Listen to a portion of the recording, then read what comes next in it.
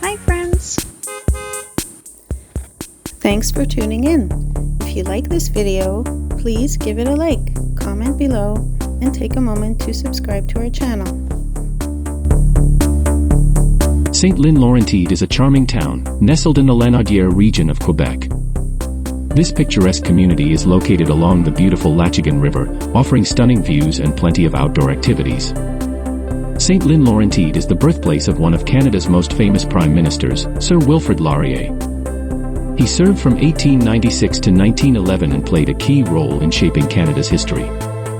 You can visit a National Historic Site here in his honor, and throughout the year, the town hosts festivals and events that celebrate its rich history. Saint-Lin-Laurentides is also a great place for nature lovers.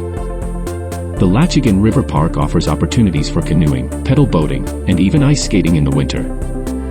And if you're a fan of outdoor theater, make sure to check out the shows at the Salle Au Pale, a local venue that often stages summer performances.